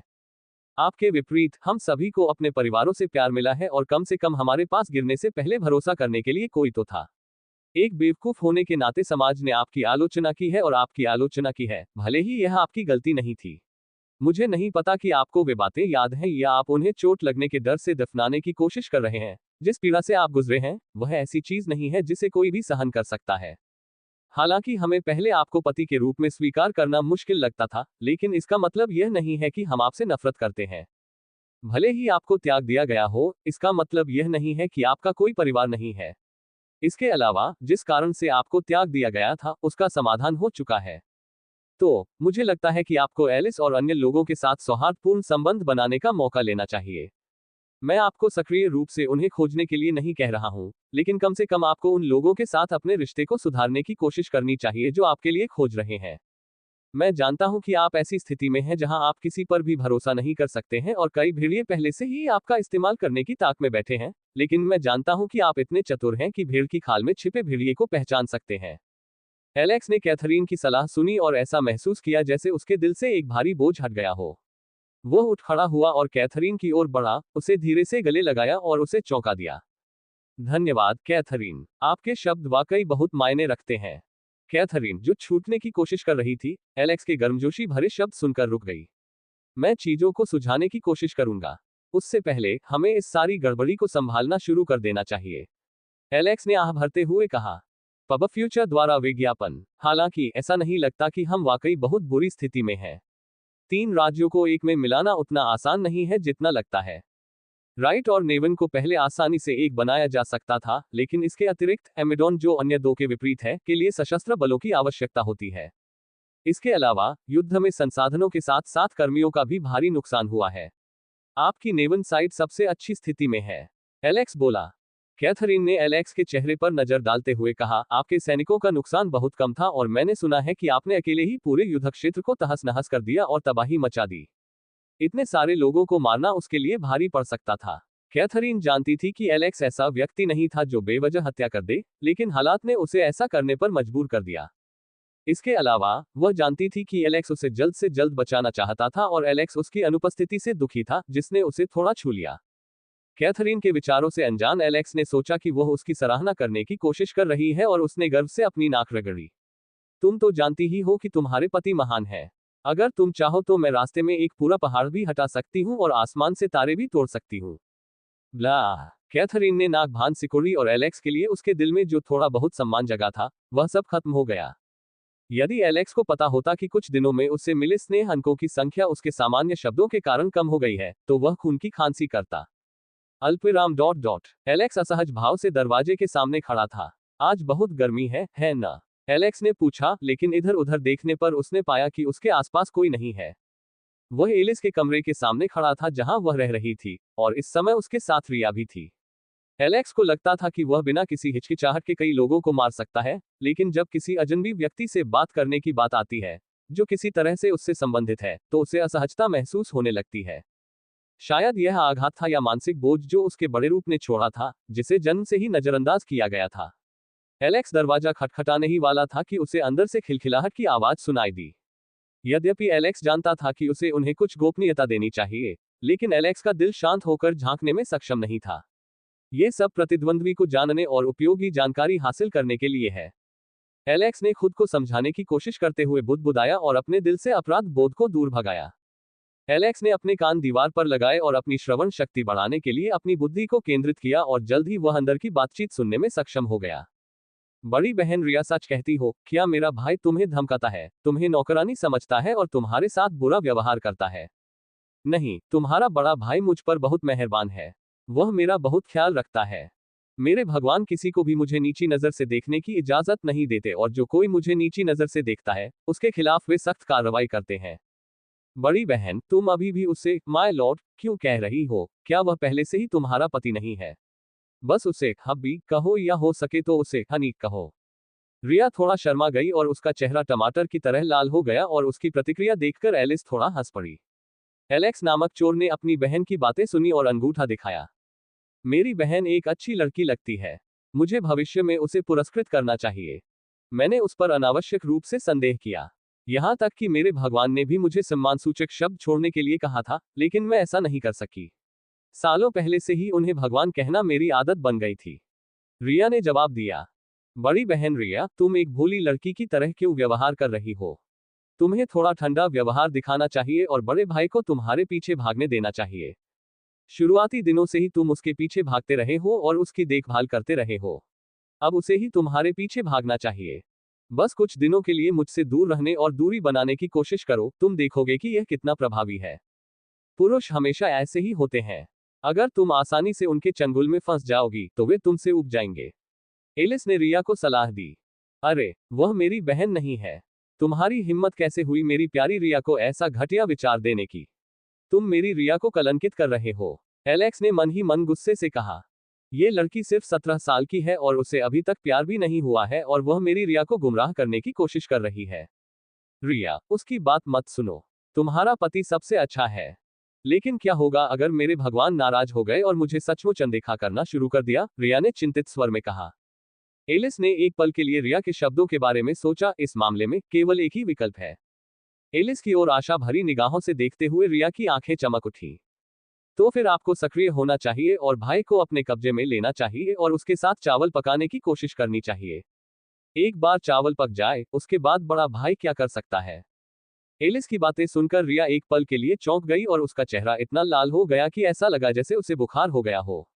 यहां तक कि उसके सिर से धुआं उठता हुआ भी देखा जा सकता था। यहाँ तक कि एलेक्स भी एलिस की बातें सुनकर शर्मिंदा हुआ। आखिर किसने उसे राजकुमारी बनाया? क्या वह किसी साम्राज्य की राजकुमारी है या सड़क की गुंडी? एलेक्स ने गाली दी और कुछ और न सुन पाने के कारण उसने दरवाजा खटखटाया और हल्की खांसी की। आखिर कौन जाने वह रिया को कौन सा टेढ़ा विचार दे दे। रिया, तुम यहाँ हो? एलेक्स की आवाज सुनकर रिया को अचानक लगा कि शायद एलेक्स ने शब्द सुन लिए हैं और वह डर के मारे उछल पड़ी। एलिस, जिसकी हालत रिया से ज्यादा दूर नहीं थी, ने एक छेद खोजने और उस छेद में छिपने के बारे में सोचा। पब फ्यूचर द्वारा विज्ञापन। संपर्क टॉस साइट मैप दान करें मेनू दिखाओ। उपन्यास ऑनलाइन पूरा पढ़े। उपन्यास बिन। उपन्यास मूर्ख भगवान का विवाह 5 सुंदर देवियों से हुआ। अध्याय 168। मूर्ख भगवान का विवाह 5 सुंदर देवियों से हुआ। C 168। Ads by pub future. Creak. कुछ देर बाद दरवाजा खुला और एलेक्स ने दोषी भाव से रिया और एलिस को एक दूसरे के बगल में खड़े देखा। जब एलेक्स ने रिया को देखने के लिए अपना सिर उठाया, तो उसने अपनी नजरें हटाने की पूरी कोशिश की। उसे देखकर एलेक्स के होंठ थोड़े मुड़ गए और वह दुखी भाव से बोला, रिया, क्या हुआ? तुम मेरी आंखों से नजरें क्यों चुरा रही हो? क्या मैंने कुछ गलत किया या मैंने तुम्हें चोट पहुंचाई? एलेक्स आगे बढ़ा, जिससे रिया थोड़ा झिझकी। लेकिन इससे पहले कि छोटी बिल्ली भाग पाती, एलेक्स उसके सामने आ गया और उसके कोमल हाथों को पकड़ लिया तथा दुखी भाव से बोला, कृपया मुझे सजा दो रिया। हो सकता है कि हाल की घटनाओं की वजह से मैं तुम्हारा ख्याल ठीक से नहीं रख पा रहा हूं, इसलिए तुम मुझसे नाराज हो। छी, मुझे खुद पर शर्म आ रही है। नहीं, मेरे प्रभु, ऐसा नहीं सोचते। मैं तो बस आपके अचानक प्रकट होने से चौंक गया था। मेरे भगवान हमेशा सर्वश्रेष्ठ रहे हैं। अगर तुम नाराज नहीं हो तो मुझे चुमो। उद्धरण चिन्ह। लेकिन मेरे भगवान। एलेक्स के शब्द सुनकर रिया मच्छर की तरह चीखी। तुम नहीं कर सकते। मैं देख रहा हूं कि तुम मुझसे नाराज हो। एलेक्स ने दुखी भाव से आह भरी। रिया अपने स्वामी के उदास भाव को देख नहीं सकी और उसने एलेक्स के होठों पर एक हल्का सा चुंबन दे दिया। एलेक्स उसे गहराई से चूमना चाहता था, लेकिन तीसरे पहिए के रूप में जाने जाने वाले प्राणी की उपस्थिति के कारण वह ऐसा नहीं कर सका। एलेक्स ने एलिस की ओर देखकर थोड़ा मुस्कुराया, जिसने आज के मौसम के बारे में सोचते हुए अपना सिर उठाया। बेटा, तुमने देखा, मेरी पत्नी के साथ मेरा रिश्ता काफी सामंजस्यपूर्ण है। तुम्हें हमारे जीवन में और मसाला डालने की जरूरत नहीं है, जो पहले से ही मेरे लिए बहुत मसालेदार है। एलिस को प्रेम की कला दिखाने और रिया के प्रति अपने सौहार्दपूर्ण स्नेह को प्रदर्शित करने के बाद एलेक्स ने उसे और एलिस को कुछ सम्मान देने के लिए कहा। रिया ने सिर हिलाया और हवा के झोंके की तरह तुरंत गायब हो गई। वह पहले ही बहुत शर्मिंदा हो चुकी थी और उसे यकीन था कि उसके प्रभु ने उनकी आंतरिक चर्चा सुन ली है। कैथरीन और क्रिस्टीना की उपस्थिति के कारण वह पहले की तरह अपना सारा समय एलेक्स के साथ नहीं बिता पाती थी, इसलिए अपने प्रभु के साथ बिताया गया हर पल उसके लिए अनमोल था, जिसे उसे संजोकर रखना चाहिए। मुझे एलिस की सलाह माननी चाहिए और अपने स्वामी के साथ ज्यादा सक्रिय रहना चाहिए। आखिरकार मेरे पास सभी अधिकार हैं। हम पहले ही एक बार चावल पका चुके हैं, इसलिए दूसरी बार चावल पकाना बुरा नहीं होगा, रिया ने गलियारे से बाहर जाते हुए दृढ़ दृष्टि से कहा। एलेक्स, जो यह नहीं जानता था कि टेढ़ी कली पहले ही रोक दी गई थी, एलिस को घूर रहा था, जो उसकी आंखों से नजरें न मिलाने की पूरी कोशिश कर रही थी। क्या बिग ब्रदर ने सब कुछ सुन लिया? हे भगवान, वह मुझे विकृत तो नहीं समझता है ना? एलेक्स ने एलिस का ध्यान आकर्षित करने के लिए थोड़ा खांसा और बोला, एलिस, मैं कुछ बात करना चाहता था।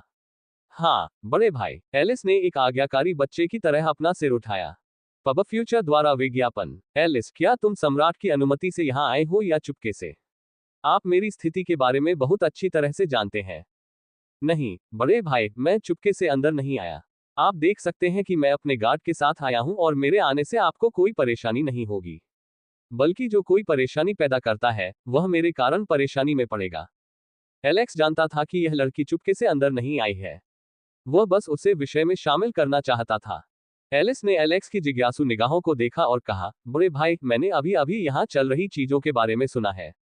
बड़े भाई, आप जानते होंगे, आपने पहले ही राजधानी में हलचल मचा दी है। एलेक्स के होंठ फड़कने लगे और उसने आश्चर्यचकित भाव से एक दो बार पलकें झपकाईं। एलिस ने एलेक्स की भावनाओं को देखा और उसे समझाना शुरू किया। जब तक युद्ध शुरू नहीं हुआ और अमिडॉन पराजित नहीं हो गया, तब तक अधिकांश लोगों को आपकी पुनर्प्राप्ति के बारे में पता नहीं था। तुम्हारा सामान्य हो जाना काफी आश्चर्यजनक था, और तुम ये भी जानते थे कि तुम्हारे पास ताज जीतने का कोई मौका नहीं था और न ही तुम इस लड़ाई में शामिल होना चाहते थे, लेकिन लाभ चाहने वाले चुप नहीं बैठेंगे। कुछ लोग आपके पास आकर आपको भड़काने की कोशिश कर सकते हैं, जबकि कुछ लोग अशांति फैलाने के लिए आपको कठपुतली राजा बनाने की कोशिश कर सकते हैं। सिंहासन के लिए लड़ने वाला राजकुमार दूसरे पक्ष को नष्ट करने के लिए आपका इस्तेमाल कर सकता है। तो अब मैं सबकी आंखों का तारा हूं। हर कोई मेरा एक निवाला चाहता है, एलेक्स ने अपना माथा रगड़ते हुए कहा। एलिस ने जोर से सिर हिलाया। जब दूतों का चयन हो गया तो मैंने राजघराने के पिता से विनती की कि वे मुझे यहाँ आने की अनुमति दें। मेरे यहाँ रहते हुए मुझे नहीं लगता कि कोई भी आपसे संपर्क करने या आपको नुकसान पहुंचाने की कोशिश करेगा। मुझे लगता है कि पिताजी भी ऐसा ही सोचते हैं और उन्होंने इसी कारण से द लीजेंडरी नाइट को नियुक्त किया, एलिस ने गर्व से अपनी छाती फुलाते हुए कहा। ओह भाई, एक बात और। एलिस खड़ी हुई और दराज खींचते हुए मेज की ओर चली गई तथा उसमें से एक पत्र निकाला। बहन यवोन ने मुझे ये पत्र आपको देने के लिए कहा था। एलिस ने पत्र एलेक्स को सौंप दिया। यवोन, एलेक्स की भौहें सिकुड़ गईं। अब वह क्या चाहती है? एलेक्स ने सोचा, साथ ही यह भी सोचा कि उसके लिए एक नया सिरदर्द आने वाला है।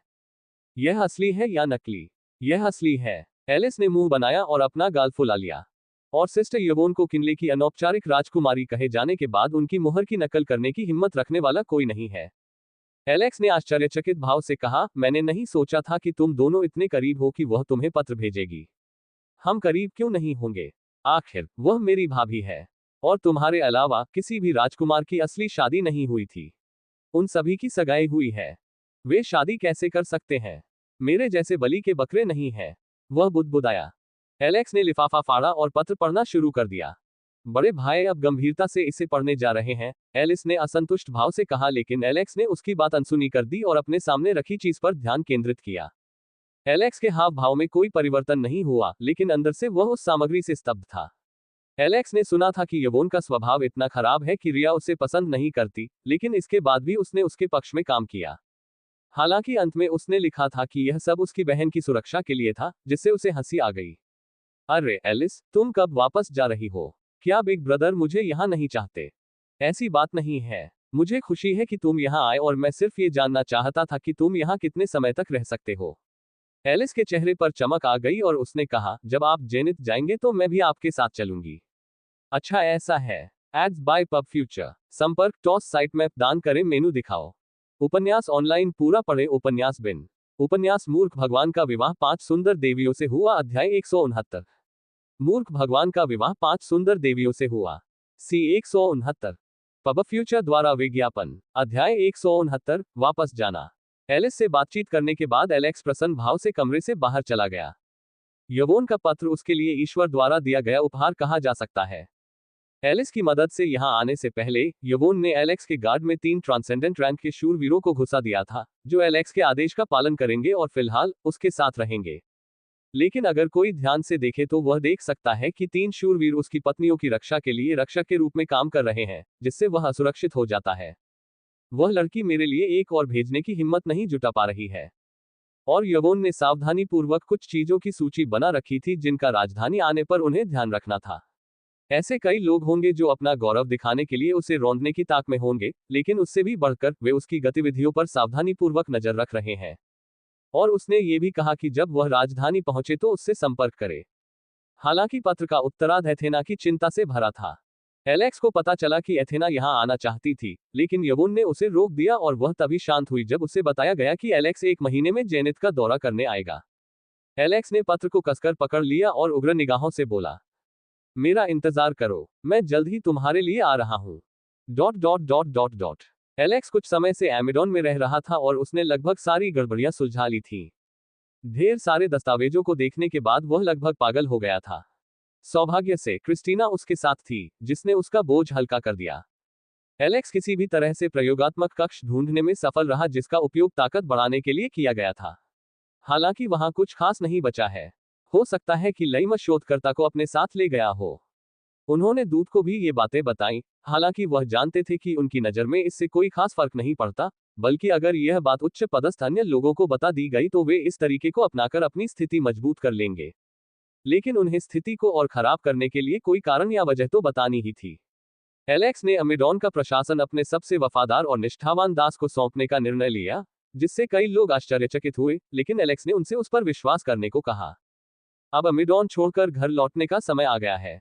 महल के सामने खड़े होकर एलेक्स जोश से बातचीत करते हुए दूसरों के बाहर आने का इंतजार कर रहा था। सर जोश, आप देख रहे हैं कि इस सारी गड़बड़ी के मास्टरमाइंड का संबंध ब्राइट से है।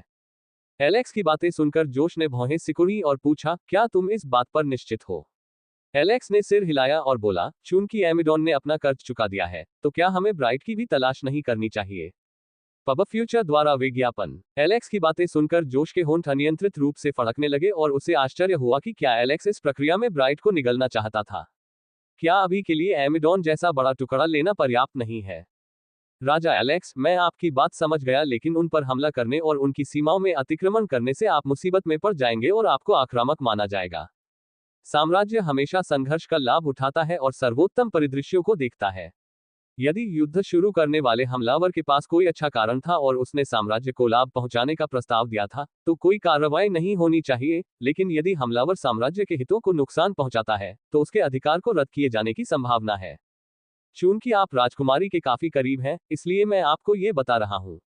तराजू हमेशा लाभ और संतुलन की तलाश में घूमता है। मैं ये जानता हूं सर जोश, लेकिन क्या होगा अगर ब्राइट ने ही हम पर पहले हमला किया हो? एलेक्स ने हल्की मुस्कान के साथ अपने होठों को ऊपर की ओर मोड़ते हुए कहा। जोश ने एक क्षण के लिए एलेक्स को कठोर भाव से देखा। ब्राइट ने ऐसा क्या किया कि तुम नाराज हो? जोश ने उत्सुकता भरे भाव से पूछा। वह देख सकता था कि एलेक्स शक्ति या प्रसिद्धि के लिए ब्राइट पर युद्ध नहीं करना चाहता था, बल्कि उसके मन में उनके प्रति घृणा और क्रोध की भावना थी। हे। एलेक्स ने एक शरारती मुस्कान दी और बोला, ब्राइट ने कुछ भी बुरा नहीं किया था। उन्होंने कुछ डाकू पाल रखे थे और हमारे संसाधनों की तस्करी कर रहे थे, हमारे लोगों को गुलाम बना रहे थे और मेरे अधीन काम करने वाले जानवर को प्रयोगशाला चूहों की तरह इस्तेमाल कर रहे थे तथा व्यापारियों को हमारे क्षेत्रों से बाहर निकालने का प्रयास कर रहे थे। यह कोई बड़ी बात नहीं है। वे बस हमारे इलाके में खेलना चाहते थे। जोश ने अपनी लार निगल ली और जितना अधिक उसने एलेक्स को बोलते सुना, उतना ही वह भयभीत हो गया। वह अपनी रीढ़ की हड्डी में ठंडक महसूस कर सकता था, भले ही एलेक्स उसके सामने मुस्कुरा रहा था, जैसे कि उसकी मुस्कुराहट एक भ्रम मात्र थी जो उसके पीछे छिपे क्रोध को छुपा रही थी। यही पूर्ण पैमाने पर युद्ध छेड़ने का कारण है। यदि एलेक्स ने जो कहा वह सच था, तो ब्राइट को कुचलने के लिए कारण पर्याप्त से अधिक था, लेकिन ब्राइट इतना मूर्ख नहीं होगा कि वह खुलेआम नेवन के अधिकार को त्याग दे, और हो सकता है कि वह छाया में रहकर खेल रहा हो, जिसके कारण राजा एलेक्स नाराज हो सकता है। और जोश ने इसे अपनी आंखों से नहीं देखा होगा, लेकिन सामने की दीवारों पर जो भारी विनाश हुआ था उसे देखकर कोई भी अनुमान लगा सकता था कि यह एक ही हमला था और यह एलेक्स था जिसने ऐसा किया था। जब एलेक्स और जोश एक दूसरे से सौहार्दपूर्ण बातचीत कर रहे थे, एलेक्स का ध्यान उस कैदी की ओर गया जिसे भिखारी की तरह घसीटा जा रहा था। एंगस को आदेश दिया गया कि वह जोश के साथ राजधानी जाए जहां उसे सजा मिलेगी, लेकिन एंगस ने इसे सजा के बजाय भागने का एक अवसर समझा। यहां तक कि एलेक्स को भी पता था कि स्ट्रिंग मैन निश्चित रूप से एंगस को बाहर निकालने के लिए तार खींचेगा और उसे मारने के लिए छद्म रूप में उसे बचाने का प्रयास कर सकता है। सभी सैनिक पंक्तिबद्ध होकर एलेक्स और उसकी पत्नियों की रक्षा कर रहे थे, क्योंकि एंगस को बाहर ले जाया जा रहा था, क्योंकि उन्हें डर था कि वह उन पर हमला कर सकता है, क्योंकि एंगस के पास अभी भी एक ट्रांसेंडेंट रैंक की ताकत थी। इसलिए एलिस ने भी अपने बड़े भाई और भाभी की रक्षा के लिए सेना को स्थानांतरित कर दिया था। सैनिकों द्वारा नेतृत्व किए जाने के दौरान एंगस एलेक्स को देखना चाहता था और उसका मजाक उड़ाना चाहता था। उसने साफ साफ कहा था कि वह उसे नहीं मार सकता और एक बार जब वह भाग जाएगा तो वह एलेक्स का जीवन दुखी कर देगा। लेकिन जैसे ही उसकी नजर एलेक्स से मिली, उसके चेहरे पर उदासी छा गई। एलेक्स की आंखों में न तो गुस्सा था और न ही नफरत का कोई भाव, बल्कि एलेक्स ने हाथ हिलाते हुए एक चंचल मुस्कान बिखेरी थी, जैसे वह किसी पुराने प्रिय मित्र से विदा ले रहा हो। लेकिन एंगस को ऐसा महसूस हुआ जैसे एलेक्स की मुस्कान शैतान की मुस्कान थी जो उसके जीवित रहने तक उसका पीछा करती रहेगी। न केवल एंगस, बल्कि एलेक्स के हाव भाव को देखने वाले प्रत्येक व्यक्ति को एक अशुभ अनुभूति हुई। कैथरीन ने एलेक्स की मुस्कुराहट को देखा जो इतनी मासूम लग रही थी कि कोई उसे एक दयालु और क्षमाशील व्यक्ति समझ सकता था। बेन और मोडेक ने दया और सहानुभूति भरी आंखों से एंगस को देखा। अगर इस एंगस में थोड़ी भी बुद्धि होती तो उसे अब खुद को मार लेना चाहिए, अन्यथा केवल शैतान ही जानता है कि उसके साथ क्या होने वाला है, बेन ने अपना सिर हिलाते हुए कहा। महामहिम की मुस्कान देखकर मैं उनकी दयनीय चीख को महसूस कर सकता हूँ। मुझे नहीं पता कि उन्होंने अपने पिछले जन्म में ऐसा कौन सा अपराध किया था कि उन्हें महामहिम के हाथों में पड़ना पड़ा।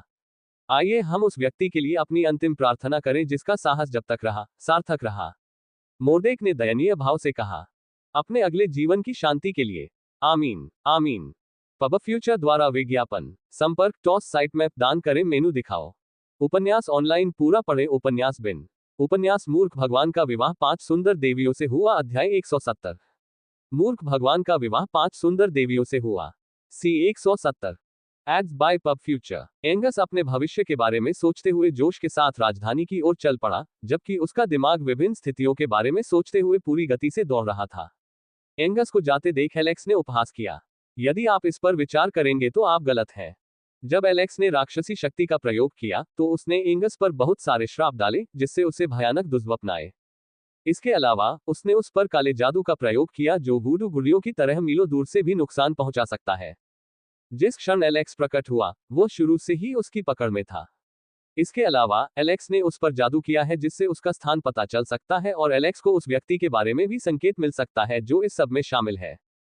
वास्तव में यह तथाकथित पीछा करने वाला जादू था। हाल ही में एलेक्स द्वारा इस्तेमाल किए गए सभी भयावह मंत्रों के बारे में सोचकर वह उस व्यक्ति को ऐसी बातें सिखाने के लिए डांटने से खुद को रोक नहीं सका। उस शैतान के पास गंदे मंत्रों का भंडार था और वह अभी भी खुद को न्याय का उपदेशक और दूसरों के अपराधों का न्याय करने वाला प्राणी कहता है। उद्धरण: दूतों के चले जाने के बाद एलेक्स अपनी पत्नियों और एलिस के साथ अमेडोन से चला गया। एलिस को जानने के बाद, हालांकि उसने अपनी सतर्कता में कोई कमी नहीं आने दी थी, फिर भी उसने एलिस के अंदर मौजूद उस शक्ति के बारे में सोचकर खुद को सांत्वना दी थी जिसे वह त्याग सकता था। एलिस की मदद से उन्हें यकीन था कि वे जीवन मरण के किसी भी संकट से बच सकेंगे। लेकिन एलेक्स को और अधिक मजबूत होना पड़ा, क्योंकि वह एक दिन में अपनी रैंक नहीं बढ़ा सकता था। उसे अपना स्तर बढ़ाना था और स्टेट पॉइंट हासिल करना था, और इसके अलावा उसे दूसरों को भी यथाशीघ्र मास्टर रैंक तक पहुंचाना था। अल्पविराम एलेक्स की सेना सबसे पहले राइट पर रुकी। कैथरीन आगे बढ़ने से पहले राइट की राजधानी पर एक नजर डालना चाहती थी। उसे अपने लोगों से न मिल पाने की वजह से पुरानी यादें ताजा हो रही थीं। जैसे ही एलेक्स ने एलिस की गाड़ी के साथ विशाल शहर के द्वार में प्रवेश किया, पूरे चौक में खुशी और उल्लास की चीखें गूंज उठी। सारा ध्यान एलेक्स की ओर था, जो सबसे आगे था। लोग अपनी रानी का अपहरण करने के अमेडोन के व्यवहार से नाराज हैं। एलेक्स इसे गुप्त रखना चाहता था, लेकिन किसी भावनात्मक कमीने ने भावनाओं को लीक कर दिया था, जिससे लोगों के बीच अमेडोन के लिए अत्यधिक नफरत पैदा हो गई थी। एलेक्स घोड़े पर बैठा था और सबसे आगे था, तथा एलिस के आदेश के अनुसार उसके पीछे 2 ट्रांसेंडेंट श्रेणी के शूरवीर थे। Ads by pub future. लोग एलेक्स को सम्मान और श्रद्धा से देखते थे। उनका राजा, जिसे मूर्ख और घिनौना सुअर कहा गया था, वह अफवाहों में वर्णित किसी भी तरह से नहीं था। सूरज की किरणों में उसके सुनहरे बाल चमक रहे थे, एक सुनहरी सादगी के साथ चमक रहे थे। उसकी लाल माणिक जैसी आंखें उसके रूप में एक और आकर्षण जोड़ रही थी। एलेक्स ने हर तरह के लोगों से भरे प्लाजा पर नजर दौड़ाई। एलेक्स की एक साधारण निगाह किसी भी युवती के दिल को जीतने के लिए पर्याप्त थी। एक क्षण के लिए एलेक्स ने उनके प्रति अपना प्यार दिखाने के बारे में सोचा, लेकिन गाड़ी से आती तीव्र निगाहों को देखकर वह जानता था कि वह मौत को आमंत्रित कर रहा होगा, इसलिए उसने बस अपना हाथ उठाया और भीड़ की ओर हाथ हिलाया। काफी समय हो गया जब से उसने सत्य की आंखें का प्रयोग किया है। तमाम कामों में व्यस्त होने के कारण एलेक्स ने लंबे समय तक प्रतिभा की तलाश नहीं की थी। हाल ही में उन्होंने इसका इस्तेमाल कैथरीन पर किया, जिसकी क्षमता औसत थी।